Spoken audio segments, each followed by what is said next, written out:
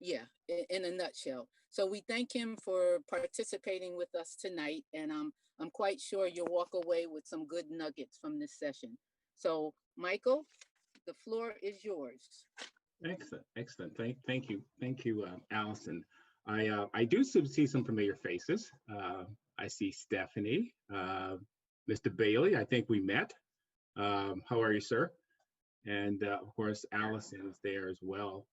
Um, like Allison said, I've got a wide range of areas that I kind of focus on. And when she asked, to have me sat through the session and talk about a few things, there were several topics, and we kept going back and forth. And she finally said, "Well, talk about I don't know, talk about financial literacy again, or talk about this whole issue that we're having with COVID-19 and how our investments are doing, and so on." I think one of the things that our community lacks is full full rounded knowledge on just financial literacy as a whole. So my goal has been to try and basically have seminars and Zoom calls, and be a part of the community, and share the knowledge that I've gained over the last, I'd say, 30 years, I should say, because I've been in this area for about at least 30 years, off and on. And tonight, we can talk about anything you guys want to talk about. I mean, because I've got a lot up here. There are, financial steps that you can take in order to be financially successful. Not don't need a lot of money to be financially literate. And most people think, well, I don't have enough money to talk to people that know how to deal with money and so on. It doesn't take a lot of money to understand or to be literate when it comes to managing money and so on. First, I want to start with, if I can find it, I've got so much on my screen here because I didn't know what direction we were going, but I'm going to look for a definition. I want to share a definition with everyone, and I hope I can share a screen. Good. So I'm going to look for something that should be right at my fingertips, and it is. So we'll take that, and I'm going to move over here. I'm going to share this definition with everyone, which is that. Okay, so hopefully everyone now do see the financial literacy and the definition. Yes. Yes, I Nods. see that. Yes. Okay. Okay. So, Yeah, yes. um, the key words: skills, smart decisions, and money. Those are the words that I kind of start off with because it is a skill. It's a skill that allows individuals to make smart decisions when it comes to their money. And the skills are not difficult skills. They're not something that is proprietary to people that have money. I mean, or the people that think they have money. It's those skills that are available for everyone. A formal definition is what I like to consider definition.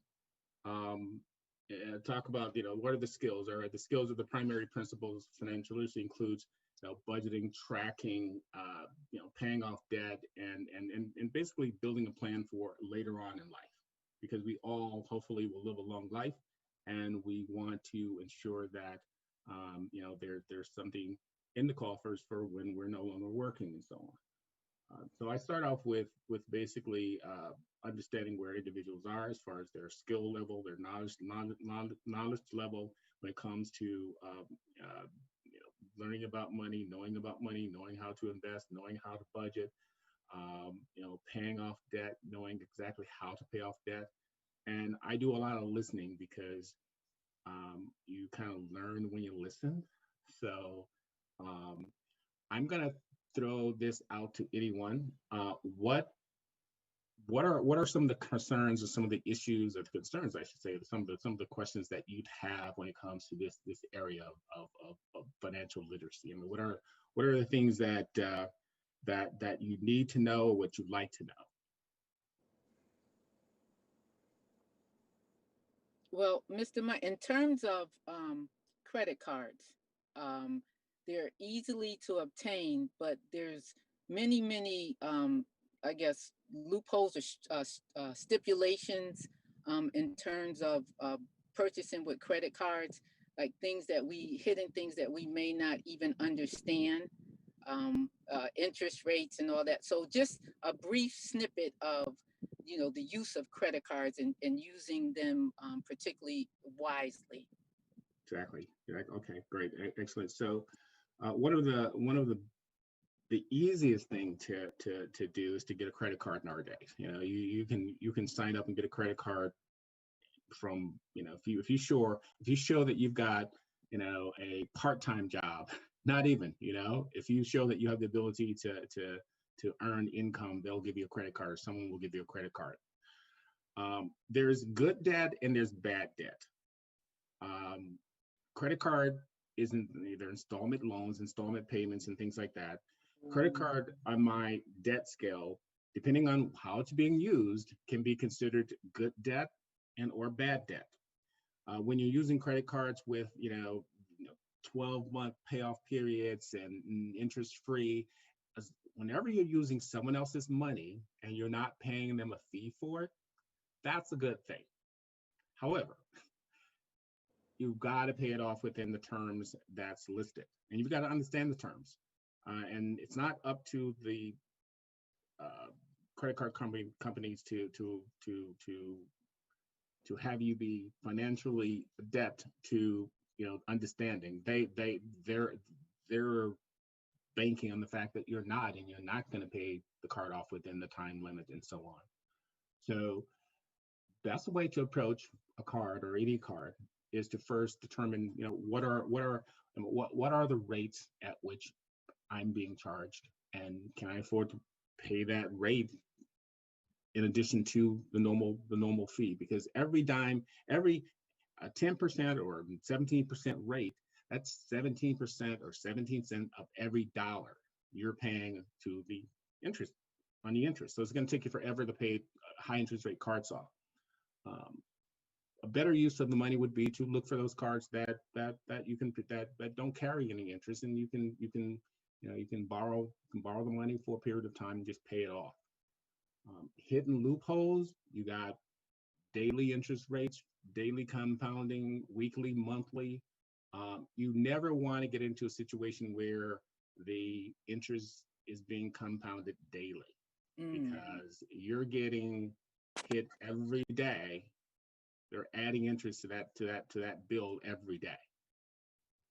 And there are some cards out there, and a lot of people don't really know that there's the daily compounding, there's the monthly, quarterly, and so on. You got to understand how your interest rate is being applied to your card, because that'll increase the length of time that you'll have to, of course, pay the card off, because you'll incur more interest and so on. There's a ton of stuff about credit cards that is way beyond the scope, I think, of tonight's meeting. But just the two takeaways, right? Credit card debt is not all bad. There's good debt and there's bad debt, and it's how you're using that debt and how how you're paying that debt back, and those are the key, I think, takeaways. Okay, thank you. Anybody else have any other questions about credit and debt? I have one about actually individual retirement accounts, particularly Fidelity. Okay. I've recently, some time ago, I moved all of my money out of the market and put it into bonds. Based on what you see now, would it be a good idea if I move some of that money back into the market?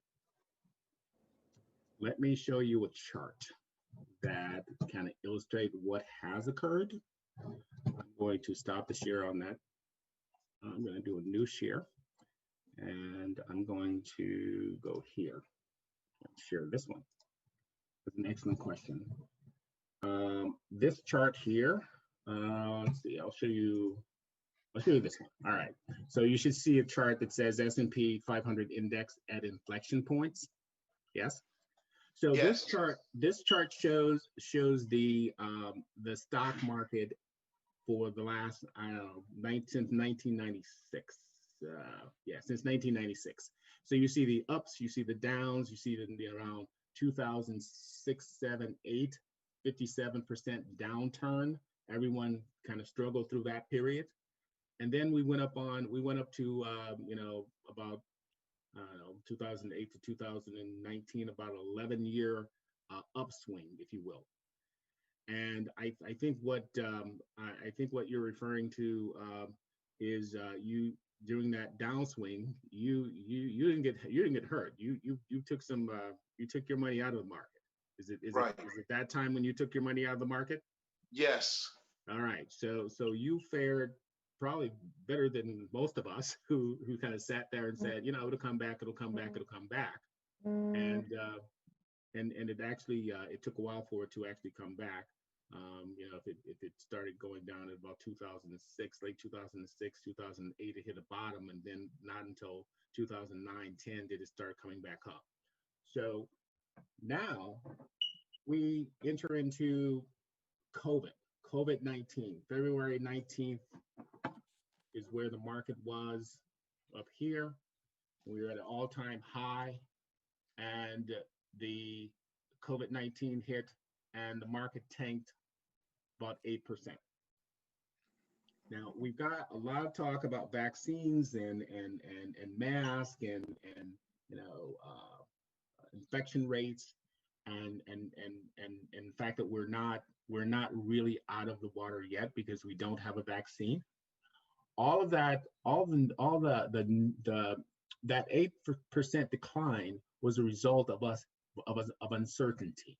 All right, of us not knowing what was to come, how we're going to fare. So that was then. Now let me show you where we are today in the market.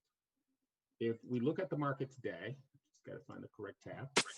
Now that was February 19th to June 30th before, and just 1 month later, now that we know we have some type of, there's a plan of some kind. There's the social distancing, there's masks are required when you go into certain buildings and so on. There's a plan, and the market is reacting to the plan.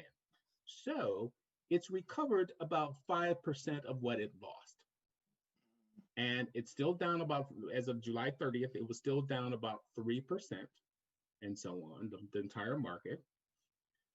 During this time, the bond market, which is where you are, bond market isn't really being affected. You're just kind of, you're stable there and so on.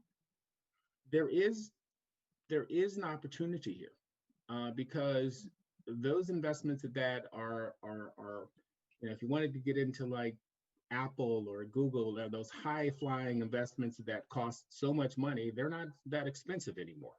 So there's an opportunity to buy. There is opportunity to buy.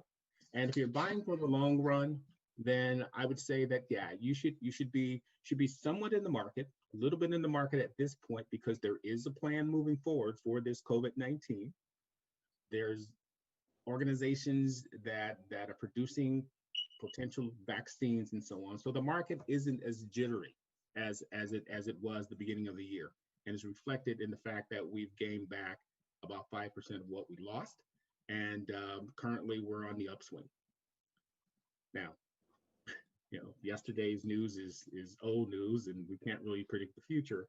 But I continue to buy simply because the market is I'm in the market for the long haul. So long way around, answering the question of whether you should or shouldn't. It really depends on an individual situation. That bonds will carry you so far, depending on where you are as it relates to retirement, and how long you believe, or what your overall portfolio look like heading into retirement and so on. And for the young folks that are on the call, you've got this time horizon, this long time horizon, right? And if the opportunity, there's opportunities for for little dollars in the market, just like there's opportunities for big dollars in the market. You plant a seed. You don't, the tree doesn't just pop and boom, there's a tree outside, right? You plant the seeds. So for the young folks, start planting your seeds now. Start being very aggressive because you have a long time horizon. Don't look at these downswings and go, oh my God, the market is overall, over the long haul. Look what the market does. It increased here 106% from 96 to 2000 to what 2000, and there's another downturn. But if you were wise and you took some of your gains, right? 106 point. If you took 50% of this or 60% of this wouldn't really matter because you took 60% out of the market. So take some of those gains. When you get something like this, you take some of your gains. You get something like this, you take some of your gains, because ultimately the market is going to go south, because that's just the way the market works. 401% gain. So if you invested $1, it increased 401% over the course of this period. Think of doing $1,000, right? And you could have taken 200% of that gain out and put it somewhere up, put it into bonds, right? Where it was stable, or put it into an annuity where it was fixed and you were going to get a guaranteed return. So for the young folks, these peaks here are these upswings is your timeline, is your, you have time to ride these upswings. And as you can see, the downturns don't last so long, too long. But if you take heed and move some of your assets out of the market when you're at a particular gain level, you will be able to ride these downturns and not losing money. Make sense? Makes sense. Yeah. So if we could just step back just a few back into the financial literacy for just a moment. There's a couple of skills that you had outlined in terms of us being a little more savvy with our finances. Could you just touch point on a few of those skills, and then we could move forward in another area? Okay. So let's talk about budgets, tracking your spending, and so on. When you hear the word budget, most people go, well, I can't really do a budget. Budgets are pretty simple. Here, let me just go to there's a slide on budgeting. Here's a good here's a good start, right? All right. So when you're devising a budget, let's think about where the dollar goes when you bring it into the house, right? And this is pretty typical. You got your take-home pay and so on, and these are the essential things: rent, utility, or mortgages, lifestyle, dining out, shopping for clothing. 20% goes towards future paying down, or should go toward the future paying down debt and savings for both the retirement and for emergencies. So if you took your dollar and you simply said, okay, I got $1. How much of that dollar is it being used for my essentials, right?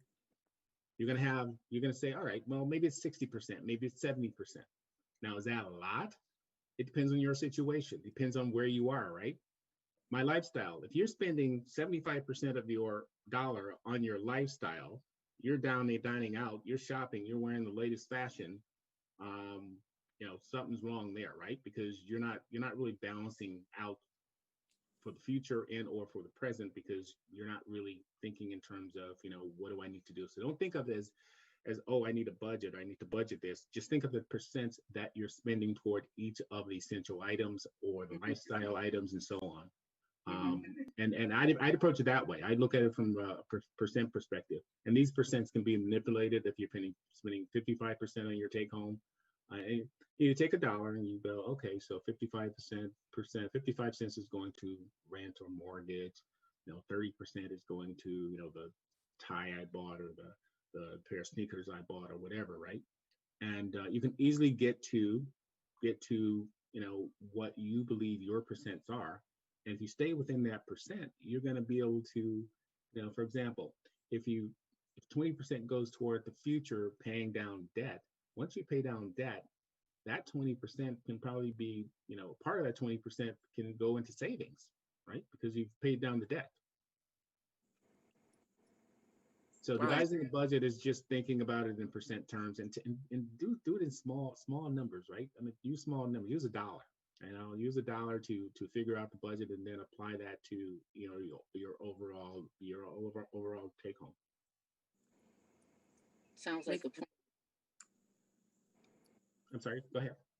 No, it sounds like a plan, a good plan. So, I'm hearing this word retirement, and I know there's many thoughts about when people should start investigating, or when is the best time. Is there like a I have no idea what's happening to the screen. You guys see that? Yeah. Wow. I'm not doing anything, I don't think. But go ahead, Allison. So, what have been some of the major changes to retirement plans during this COVID experience? Okay. There's something going on with the screen that I'm not controlling. So I'm going to stop the sharing. Okay. And Wow. all right, so we're back here. I'm going to share something. Let me find when you talk about retirement. Let me just look here.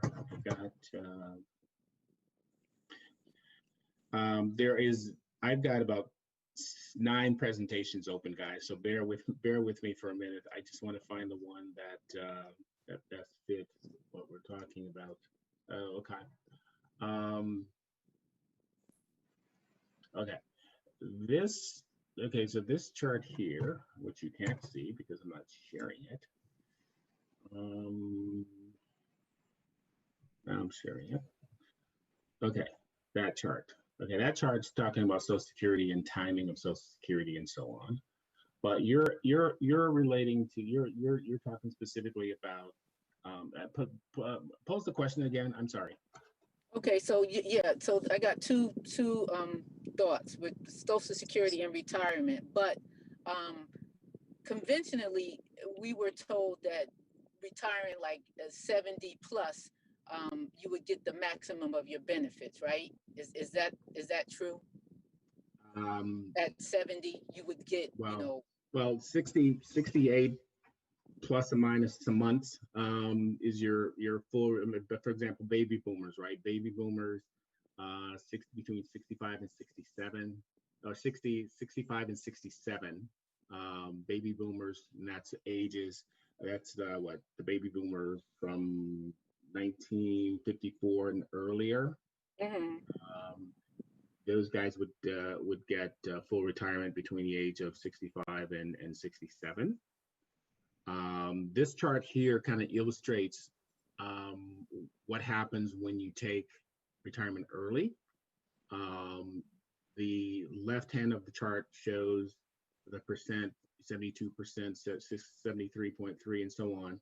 It shows if you take it at that particular age. So if you took it at 62, you get 70% of your full retirement amount. Okay. And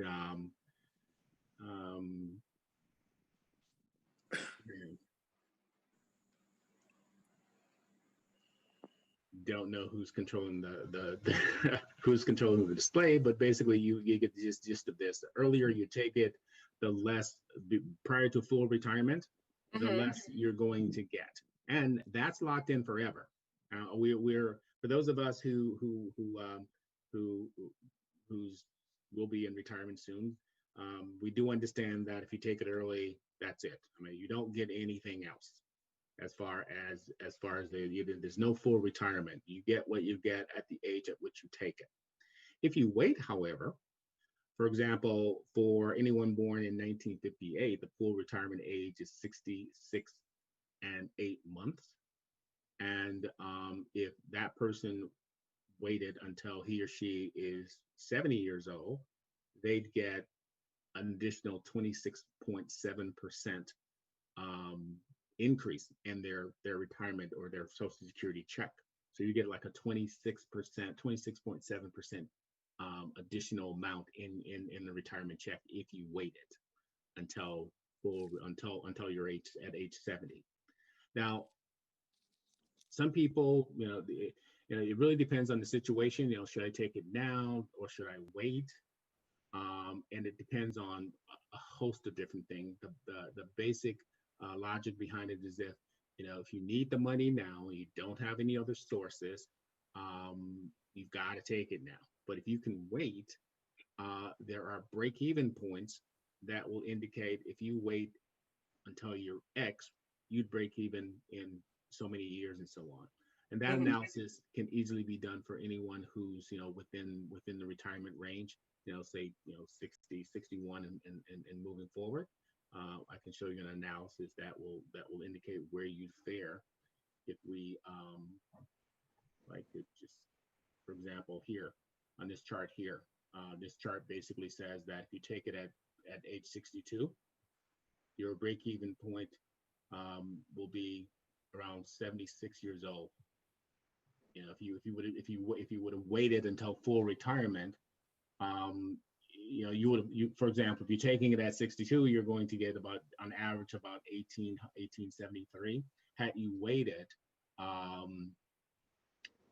until full retirement, so in order to get what you would have gotten at full retirement, you're going to have to take this. You're going to have to receive this amount until you're 76. Then your break-even point is that. Okay. If you waited until you're 70, right? If you waited until you're 70, now you say, all right, so I waited. What about all that money that I could have had, right? Basically, it's saying that, well, from age, what you're almost doubling. You're getting this is the amount that you will get per month. Your break-even point is, in essence, 10 years out. If you live until you're 80, you're going to recoup everything that you would have gotten. Plus, you're going to be getting a larger check. The rationale behind all of this, do I start now, do I start later, is, when do I need the money? When will I need the money? Is there other sources of income that I can take prior to taking the money?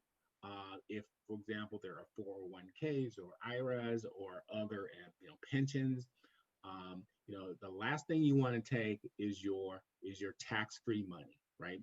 You want to get rid of all your IRAs and your 401ks, or use all of those particular assets in your, say, 60s, simply because you're going to be in a different tax bracket, and you're going to be paying taxes, yes, on that money that you're taking out of the IRS or the 401ks, but the tax amount's going to be low. If you wait until you're forced to take the money out of the IRAs and the 401ks, the retirement accounts, at age 72, you're going to be taking a larger chunk out because you would have saved it. You're going to take a larger chunk out, and you're going to pay a bigger tax. So the question becomes, do I spend my retirement accounts in my 60s and wait until 70 to do Social Security? Because at 70, and you're gonna always get a discount. You're gonna get a tax discount on Social Security because you only pay, depending on your tax bracket, you only pay taxes on 85% of it. So you're gonna get a 15% tax break on the money that you're receiving from Social Security. There's a lot to that. So I can. It's individualized, right? I'd have to sit down with you and so your chart and get you through all of this and so on. Okay. But knowing when the biggest question is, when should I take it? And there is a formula that you can use that's pretty accurate as far as when you can take it, based on all the factors that affect you. And there's clearly someone who's manipulating the chart, because I'm not doing that at all. Somebody's gotten Who's in. the moderator? Oh, okay. So they erased it. Okay, so does that? I mean, that was, again, this stuff is kind of heady sometimes, depending on the audience. But when it comes to Social Security, it's an individualized thing. And this is a neat little chart here, down at the bottom here.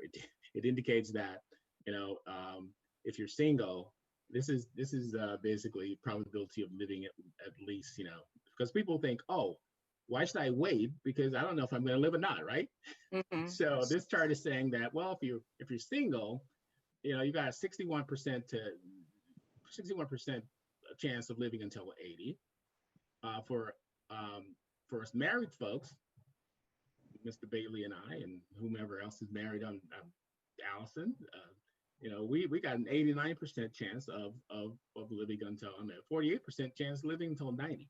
So when it comes to this money up here, if we do the right thing down here, as far as keeping her happy, we may live until we're in this range here and collect a little bit more. Anyway, That's funny. all right. So I was born in 61. When can I get full benefits? Okay, 61, 66 and 10 months. You are here. Mm-hmm. You can get full benefits at 66 and 10 months. Wow, okay. Yep, so your full retirement age is that. And the cool thing about this is every year that you wait, so 67, 10 months, you get an additional 8%. So they give you whatever you're getting, you're going to get tagged an 8% onto that. Plus, on average, the cost of living adjustment from 85 to 2020 has been 2.6%. So on top of you, so you're going to get like 10.6%, a 10.6% increase if you wait 1 year. If you wait 2 years, you're going to get 16, 20, you're going to get like a 22.2% boost in the amount of money that you're going to receive. So this number here is going to steady increase the longer you wait, because if you start taking it here, you're going to get 1,800. You take it here, you're going to get 3,300. Somewhere in between, you can take it, and as you see here, at full retirement, say that you're 66 plus 10 months, you may be at like 2,900, whatever, and then you're going to get like a 20% boost on this every year or more until you reach age 70, which what this is saying right here is if you wait, you have the potential of receiving an additional 25.3% in additional Social Security benefit. Okay. I'm going to wait until I am 70 years old, because I'm going to use all of my tax money, and this is kind of tax-free money up here, right? Because when you start taking the Social Security, you want to be in a position where you've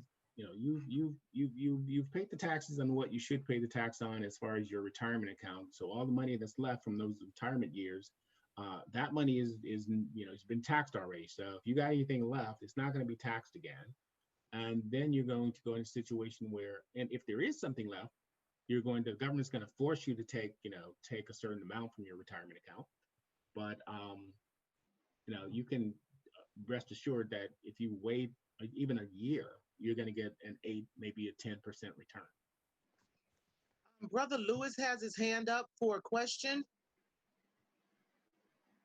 Brother Lewis? Huh? You may be on mute. No.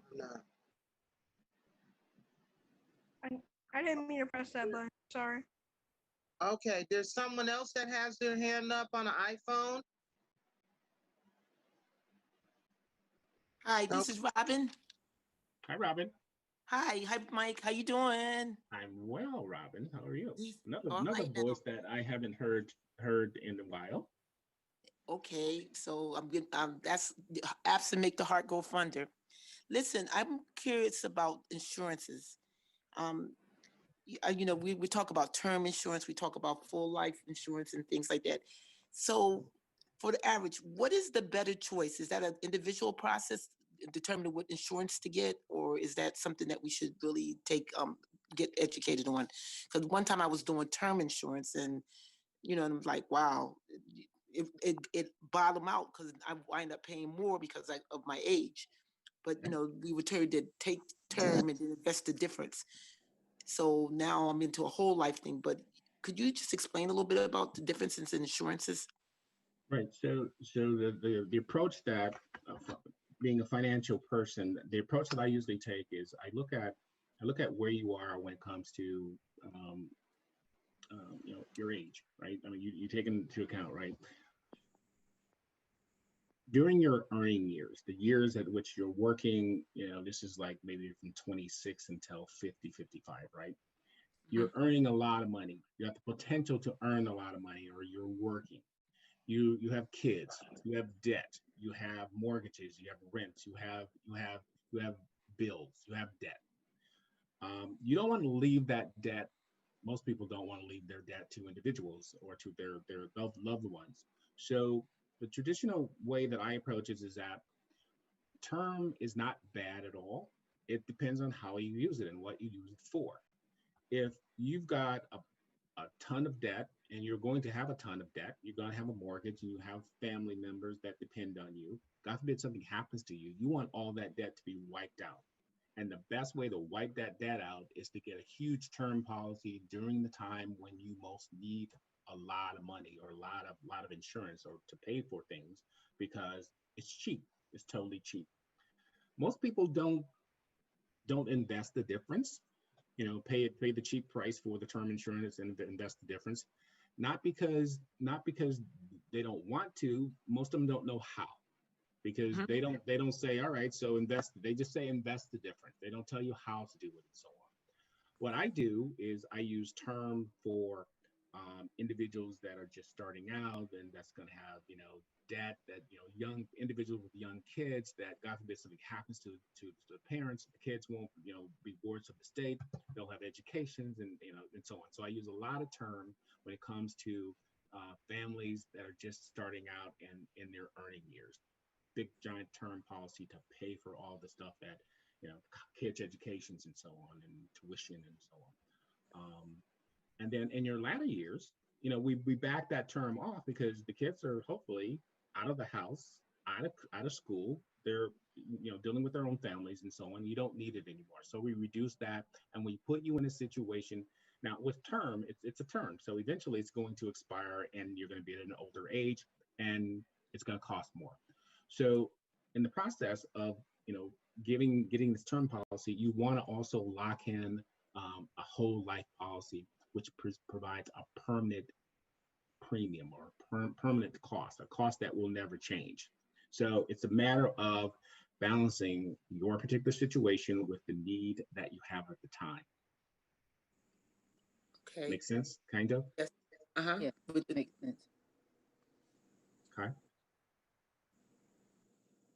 As far as the need being like the cover for death, burial, or something like that, need, what are you saying?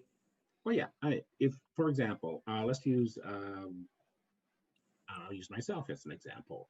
I got married at a particular age, and during that time, I was earning a good chunk of change, and I had a house, that was not paid off. It was huge debt. I didn't want my wife to be burdened with that, so I got a $500,000 term policy for, I don't know, $75 or $150 a month or something like that. A ridiculous low rate for $500,000. Mm-hmm. And when the house was taken care of, when the boys were out of school, we just did away with that term portion, and we hung on to the whole life policy, because that monthly amount never increased. It'll never increase. You got it. So it depends on what your current situation is, and what do you have to take care of. You got, I see these cute little young ones here, Amar.com and Amara. I see them here. If I had them, younger kids, I would make sure that God forbid something happened to me, they wouldn't have to worry. Therefore, I get a large term policy during the early years. Okay. Thank you. Anyone And else have you questions? can invest the rest. You just gotta It's like, okay, so we were talking about that budget before and 20% or 10%, Mhm. 1%, and put 1% away. Doesn't really, it's a seed, right? You're planting the seed. Put 1% away. Doesn't matter how much. It's planting the seed, because once you start putting 1% away or 2% away, you're going to notice that it's going to grow, and eventually it's going to grow to a point where you can see a difference. You can see a difference in what you're doing, and you're going to start building habits. And it's habits that we want to do when it comes to it, investing and planning for the future. Okay, I know you had helped me one time with an investment fund that I had, and you said I was investing, but it finally was eating itself up. That's the magic art. We get into these common markets, which seem to be more feasible because they're lower cost, because the stock is high. I can't buy pharmaceutical stock, but common markets. Could you explain the difference between common markets and like you said, individual stocks? Well, I think you're referring to mutual funds, maybe. Okay, When mutual. you say common market. So individual stocks, of course, there's really no diversification in an individual stock, because you're buying a single stock, and if it goes down, it goes down. But a mutual fund, which is a fancy term that simply means that there's hundreds of stocks that makes up the underlying investment. So if one goes down, the other one may go up to offset any decline that you may have. Therefore, enabling or ensuring that there's some leverage. If one goes up, one's going to go down, and you're going to stay even. You're not going to lose as much money as if you bought a single stock and that single stock went down. You'd lose your shirt. Okay. So for small investors, for $10, $15, $20, there are those mutual funds out there that you can invest in with small dollars. You don't have to have a lot of money to start planning and start growing your money, because it's out there. Okay. You just got to be taught how. I didn't know how. I had to learn this stuff, right? My parents were poor, dirt poor. So I had to learn this stuff. They didn't tell me anything about this, but we as a community, and I really like these type of forums, because I get to kind of freestyle and just talk and stuff. I like teaching and saying, pick my mind. I'm not wealthy by any means, rich. I just got a lot of knowledge, and what I do is like to share that knowledge. And you got to plant the seed, and the little ones on here, think in terms of planting a seed, watching it grow, and it will grow. Just start early. Thank you.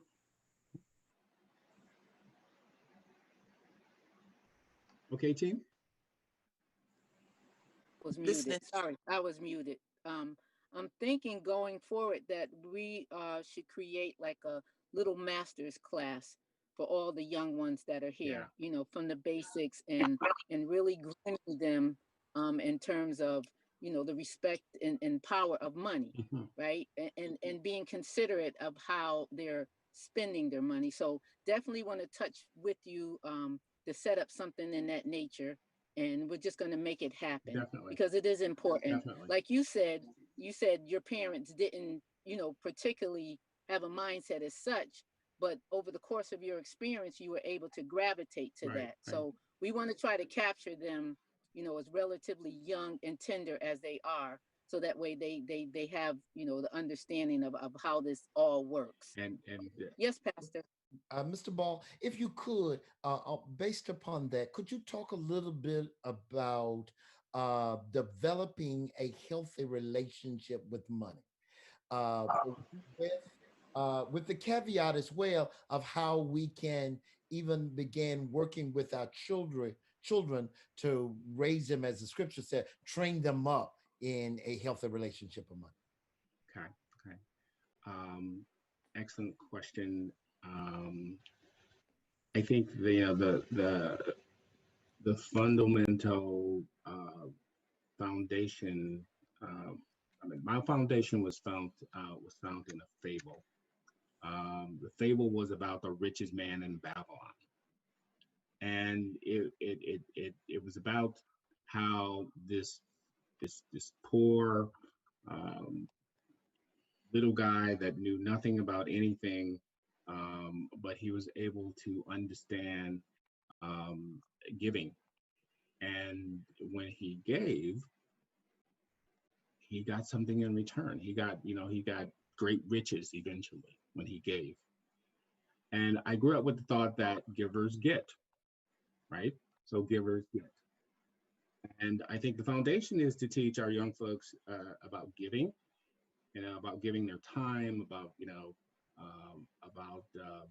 being able to sit through a session without and listen and so on. Um, starting a foundation or starting that foundation and talking about money, we start off very. We start off by actively participating in a game, in a fable.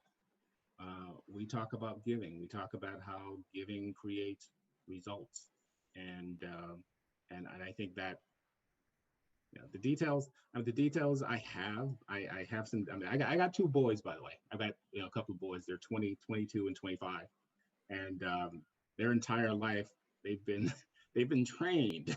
They've been trained somewhat to be good givers, good listeners, and and they've read that the richest man in Babylon uh, little book. I think I gave them to them when they were 3 and 5, and they finally struggled through it when they were about 9. So they got the concept. So getting the concept and teaching the concept of giving and how being generous and planting a seed early will create results and showing. You got to see it, right? You got to see it. So you got to have a some goals and some points at which you're gonna see results and stuff. Um, I think that I hope that kind of answers somewhat what you're referring to. If not, what? Yeah, I do. It's somewhat. Okay. I will say again, as pastor, the very thing that we don't like much is the understanding that how we have money or don't have money is rooted in our relationship with money. And one of the things that I have been sharing in our staff meetings at the church, we've been teaching from all year long, is a book by Adam Grant called Give and Take. Okay. And Mr. Grant, based upon research and data, looked at some successful corporate leaders. Okay. And out of the pool, he divided them into three different groups. Well, not, yeah, three different groups: givers, takers, and matchers. And from that he discovered that the least successful people were givers, and what everybody would think are the most successful people are takers. No, takers and matchers were in the middle. The most successful people were givers as well. They were strategic and methodical about their giving. And Yes. so I share that because I do think it's important. I do want to underscore what Elder Allison talked about and also challenge even Pastor Brown with the children, is that we do develop some kind of protocol, some kind of processes where we talk about developing a fruitful and healthy relationship with money, so that it's not about just hogging, but it's about giving. And giving is not necessarily, even though we thank the Lord for people who want to give their tithes and offerings, but giving is also about giving to yourself, Yeah. giving to Yeah. giving to your savings, giving to the as something that you are doing for the purposes of overflow. Yeah. Right. Right. Overflow. Excellent word. Excellent term to kind of cap that, because the result of everything we should be doing or we're doing is the overflow, is to move it from our generation to the next generation, so that we can just overflow. That describes exactly what we need to do. Exactly. Yeah. Excellent. Yeah, so good. That's a good place to start. And we come to the meeting of the minds, like I said, Pastor Mathis, Pastor Brown, and, the rest of the leaders, trying to create or establish a platform where we can do this. So this is a good segue into a ministry that, needs to come forth after spring. So thank you. Thank you for that information. Does anyone else have any other questions while we're hanging out here for a few more minutes? I do have one, Michael. So now that there's many people that have been unemployed, how does, unemployment affect Social Security benefits? I mean, so much is being tapped into the unemployment, right? Money's being funded. Does that have any effect on Social Security benefits in a way? Well, so you have the Social Security Fund, which is, you hear about, Social Security Fund being raided, right? And so on. The monies that are paying for unemployment, I mean, it's not coming from that fund. So that fund is intact. It's not being affected by. That's why we're trying to get new stimulus coming through, new dollars being printed. One thing about a capitalist society and the fact that we have a Federal Reserve and we have a mint, we can print money.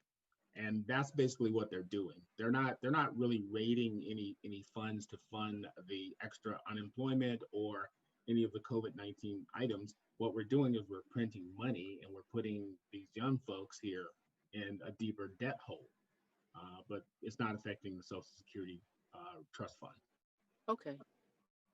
All right. So, and then I think my other question is, say someone who is working, but is allowed to make a certain amount of funding, while they're working with Social Security, and then they go and apply for unemployment. Does that have a way of affecting their benefits? Because I know there's only a certain amount of money you could make with Social Security. I mean, same difference, right? It's the total amount of money that you're receiving while you're on Social Security, and the money that you're getting, for example, the stimulus payments. Those dollars are not really free if you're working with a restriction because you're taking Social Security. They're going to count those as additional dollars. So it's still the same. It's going to have the same effect, basically. Oh, okay. Basically, gotcha.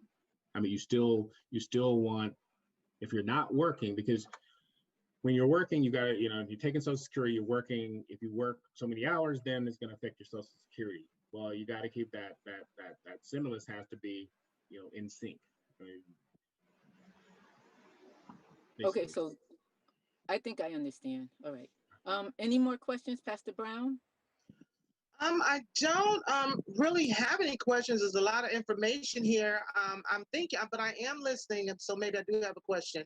And we're talking a lot about Social Security, and for the younger people who are listening, do you think investing, I believe, from what I'm hearing, is a good idea, but is it better for them to put their money in a bank, in a credit union? Should they buy CDs? Something that they can afford. I mean, you did say that there were investments that were $20 or small amounts that they could do. But for, new bankers, people just starting out in the banking, what's a good road for them? Oh, I take them. What I did when my kids were at an age where, at age 12, I established them tag-along bank accounts, right? To get them started talking about money and not being afraid of money, not being afraid of the banking system, not being afraid to going into the bank and talking to a teller and putting a $10 bill up or making a deposit. Okay, educating them on how to actually save money, how to put money into the system. So first, I'd start with a simple account, a simple bank account. Start putting it there and putting the savings account. Just to get into the mindset that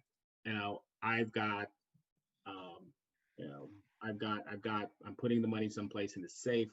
I don't have to spend it, right? that's where I'd start with the young folks is, getting them involved and having them understand that, it's not a scary thing.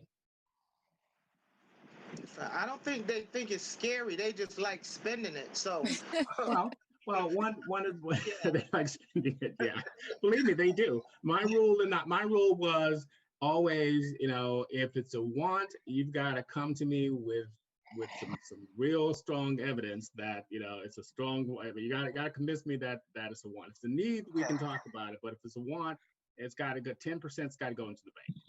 Okay. 10%'s got to go into the bank. I understand that. Along that same line, not only for the children, but for us as adults and our households, in particular in this season we're in at the Springs as we get ready to go to 2021. Could you talk a little bit about budgeting and how you do that and make projections and the importance of a budget as you go forward? Okay. Let's see. I got something here. So I can find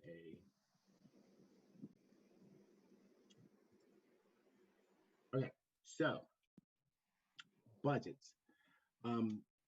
Budgets are made. I usually start with some historical data, or start with what has happened in the past and what the expenses were and how we fared in the past when it comes to what we spent money on, what our future needs will be, and what we think those costs will be, and then increase them by a factor. That factor may be 5%, 10%, or 20%, depending on the particular cost. So looking at 2019 expenses, for example, listing all those expenses, determining what are the major items that we're going to have this year, and some of these things are going to be recurring, right? You're going to have some of the same activities that you had in 2019. Some of these things are going to occur in 2020 as well.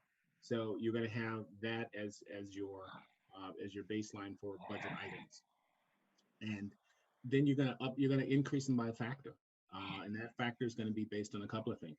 It's going to be based on what it currently costs to electrical costs. What are we paying as opposed to last year? So your projections are going to be on what you paid in the past, and for the first, I say, quarter, 2 quarters of this year, taking in, if you're budgeting for the next, I usually budget by quarters, right? Because I can look back and see what happened and then project forward. So if I know what I spent in the first 3 months of the year, I can say, all right, now what will change? It's going to get hotter. So the air conditioning is going to be on constantly. So we've got to put a little bit of money, we've got to up that by a factor of 5% additional funds that we're going to need, and so on. So it's looking at your historical data and trying to and anticipating, if you will, what the events what the next 3 months are going to be like, and then updating that by a factor. And eventually you're going to get really good at doing this, because it's going to be a reoccurring thing, and you're going to know how what factors you used. Why we did 5%, last year at this time, and we really spent 7%. So we should probably use a factor of 8, and so on. Does that kind of make sense? I'm sorry, you're on mute. I can kind of hear, I can see you kind of move, but you're on mute. Yeah. I think you went like, okay, all right. Yeah. I have a question for you. Yes, Mr. Brantley. Yes, sir. What do you think about as it relates to budgeting with cryptocurrency now starting to become the thing now, and the dollar possibly being a thing of the past? You must be in your 20s. No, actually, I'm 40. You're 40. Well, you're still younger than I am, so I can. All right. So, us old timers, okay, old timers. Until the U.S. economy is until our society, the U.S., until we adopt and believe that that's going to be the model, it's going to stay in Europe. We're going to, there's some activity that's happening here, but it's going to take a lot to get the Federal Reserve, which controls our money supply, to relinquish the monopoly they have on the supply of money. They're going to fight. They're probably going to fight that tooth and nail until young folks like yourself replace all those old guys, and start making decisions about the money supply and how efficient cryptocurrency will be and how safe it is and so on. But right now you got a lot of old people running society, running the economy, the financial systems.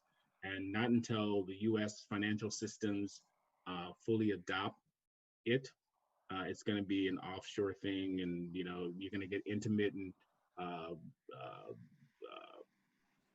spurts of activity within the states, which you're getting now. But we got to replace them. It's a replacement system. It replaces. I mean, it's this disruptor, right? So it's a disruptor. Apple was a disruptor. Microsoft, all those guys were disruptors. So it's getting cryptocurrency into the system and having it be the disruptor that it needs to be. Kind of makes sense. You're on mute as well. No, it does. There you go. Okay, okay. I'm very, I see you, but I want you to respond. Good question, though, man. Good question. Now, are you? Is that your son back there? Yes, sir. It is. Excellent, excellent. Yeah, it's a wonderful thing, kids. Thank you. Great. So it looks like our time is winding up.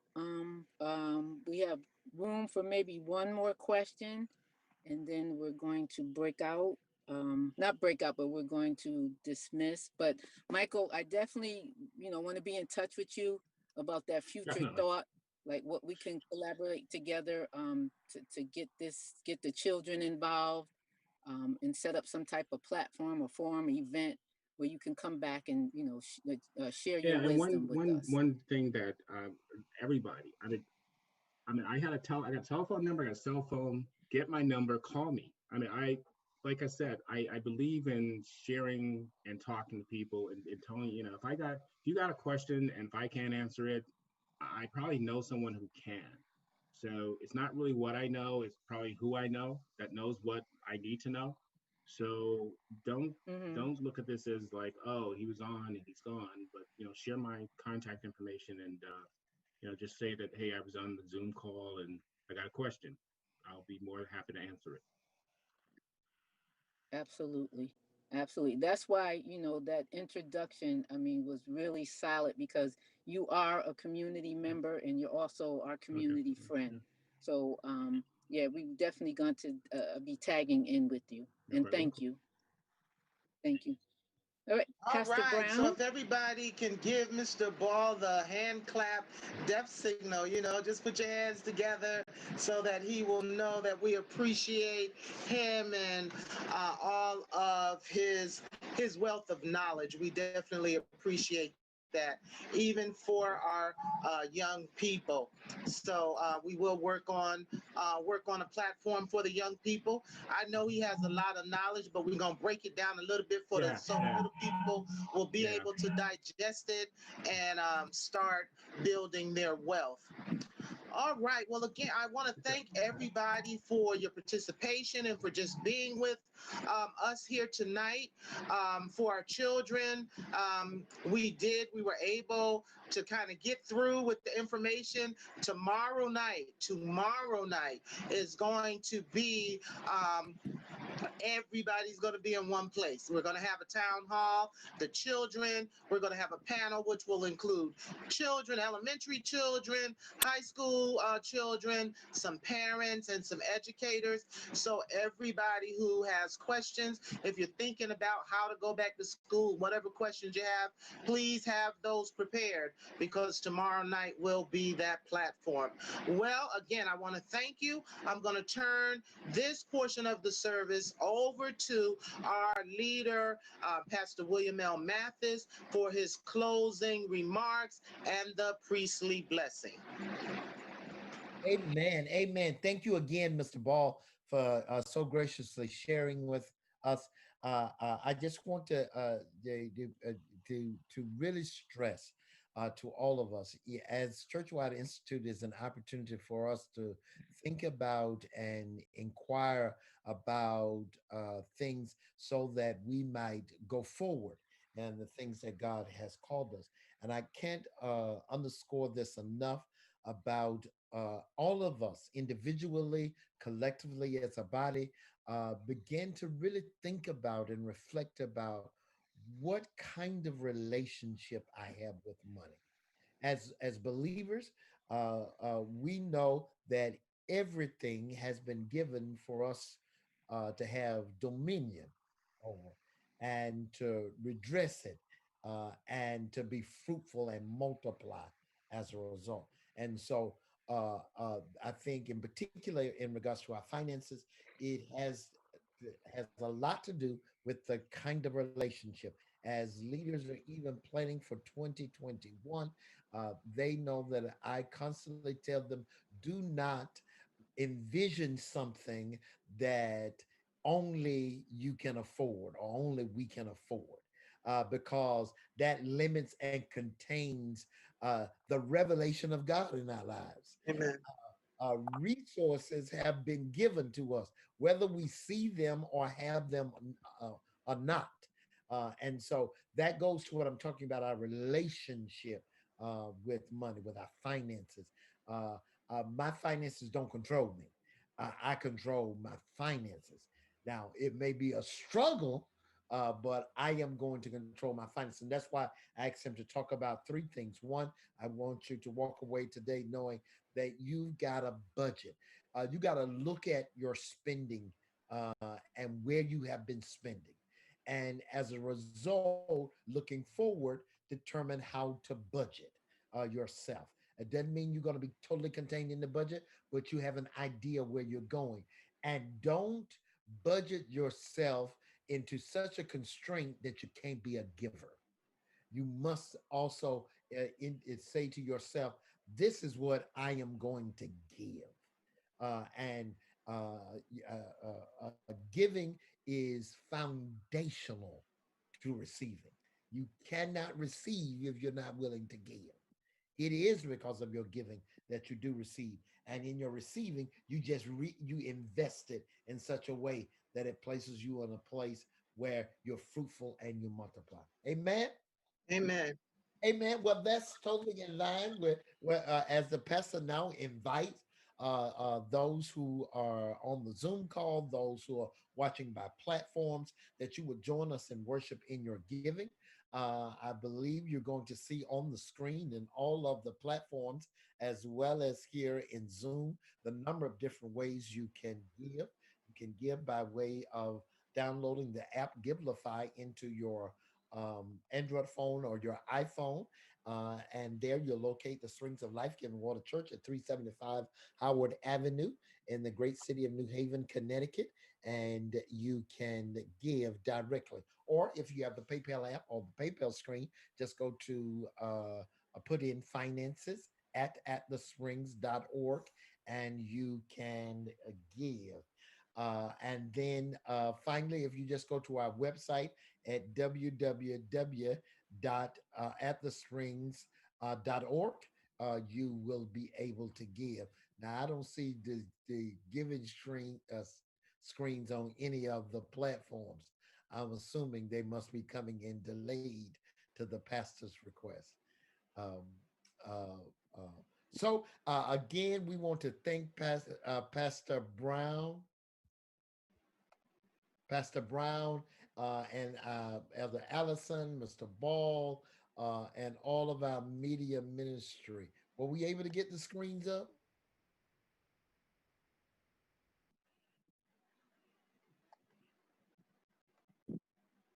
Hello? Yes. Okay, praise the Lord. So tonight, remember to join us tomorrow night is our great town hall meeting. And in our town hall meeting, we'll be gathering to talk about virtual learning. We want to hear from the children. We want to hear from parents so that we can equip our ministry to support them as they go through that. May the grace, mercy, and peace of God our Father and the Lord Jesus Christ rest upon you, be with you, come upon you as we have entered to worship. We've entered to learn and to grow as a result to flow, catching the wind of God's Spirit. Amen.